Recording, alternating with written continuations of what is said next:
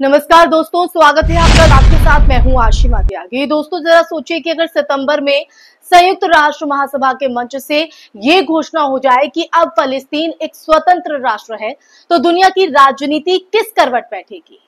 क्या ये ऐलान मध्य पूर्व की आग को बुझा देगा या भड़का देगा? और क्या अमेरिका और उसके सहयोगी इस सच्चाई को स्वीकार करेंगे? ताजा रिपोर्ट कह रही है कि अमेरिका ने पहले ही फलस्तीन के नेताओं पर दबाव बनाने के लिए पीएलओ और पीए प्रतिनिधियों के वीजे को जो वीजा है वो रद्द करने का फैसला कर लिया है, ताकि कि वो न्यूयॉर्क जाकर अपने हक की आवाज ही ना उठा सके। ये वही अमेरिका दोस्तों, वही अमेरिका है जो लोकतंत्र और आजादी के सबसे बड़ा ठेकेदार होने का दावा करता है। अब सवाल ये है कि जिस मंच पर बराबरी और इंसाफ की बात होनी चाहिए, क्या वही मंच फलस्तीन की आवाज को दबाने का गवाह बनेगा? ताजा खबर सामने आ रही है जिसने पूरे मध्य पूर्व की राजनीति को हिलाकर रख दिया है। वो ये है, दरअसल यमन की राजधानी सना पर इजराइल का बड़ा हमला हुआ है और इस हमले में यमन के प्रधानमंत्री की मौत हो गई। हुतीज ने इस मौत की आधिकारिक पुष्टि भी कर दी है, यानी ऑफिशियल अनाउंसमेंट भी कर दी गई है। इजराइल ने दावा किया है कि उसने यमन में हुती मिलिशिया को निशाना बनाया, लेकिन इस हमले ने सीधे सीधे एक संप्रभु देश की सरकार को चोट पहुंचाई है। अब सवाल उठता है कि क्या इजराइल अब सिर्फ गजा या वेस्ट बैंक तक ही सीमित नहीं रहा, बल्कि पूरे अरब क्षेत्र को युद्ध भूमि बना देना चाहता है? और क्या ये जो हमला हुआ है, आने वाले हफ्तों में एक बड़े युद्ध की शुरुआत है? दरअसल इस घटना का जो महत्व इसलिए भी बढ़ जाता है दोस्तों, क्योंकि इसी सितंबर में संयुक्त राष्ट्र महासभा का अधिवेशन होने जा रहा है, जहां फलस्तीन को एक स्वतंत्र राष्ट्र के रूप में मान्यता देने पर कई देश जो है वो तैयार बैठे हैं, समर्थन में है। फ्रांस, स्पेन और कुछ लैटिन अमेरिकी देश पहले ही ये साफ कह चुके हैं कि वो फलस्तीन को मान्यता देंगे।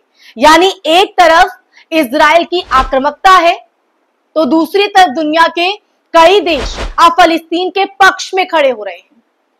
क्या ये सब एक संयोग है, या फिर इजराइल और उसके सहयोगी जानबूझकर, जी हां, जानबूझकर हालातों को इस कदर भड़का रहे हैं ताकि फलस्तीन की आवाज को फिर से दबाया जा सके?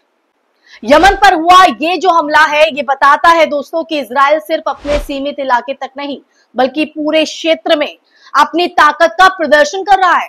पहले गजा में बमबारी, फिर वेस्ट बैंक में बस्तियों का विस्तार, और अब सीधे यमन की राजधानी पर हमला। ये वही पैटर्न है जो इजराइल हमेशा से अपनाता रहा है। हर जगह युद्ध छेड़ो ताकि असली मुद्दा यानी फलस्तीन का राष्ट्र बनने का जो सवाल है वो पीछे धकेल दिया जाए।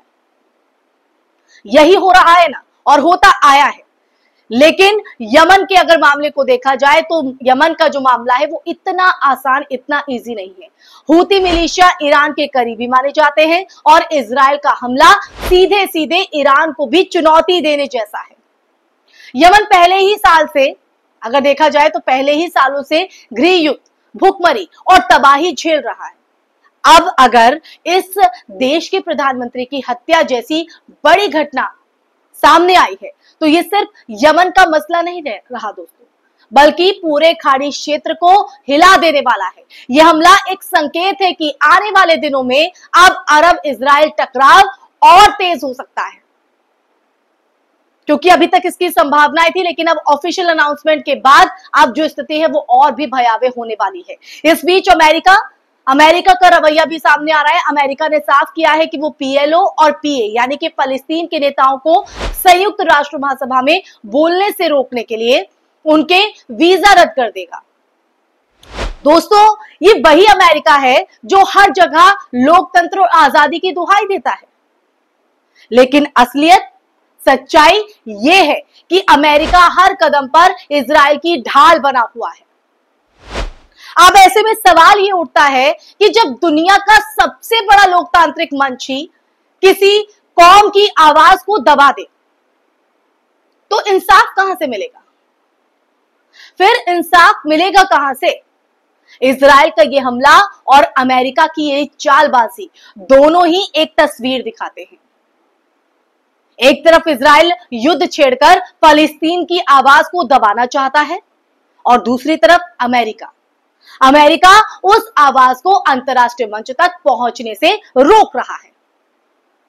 मगर यह भी सच है कि अब हालात बदल चुके हैं। सोशल मीडिया और स्वतंत्र पत्रकारिता ने गजा, वेस्ट बैंक और यमन की सच्चाई पूरी दुनिया के सामने लाकर रख दी है, पूरी दुनिया के सामने पहुंचा दी है। अब बमों की आवाज से इंसाफ की आवाज को दबाना इतना आसान नहीं है जितना समझा जा रहा था।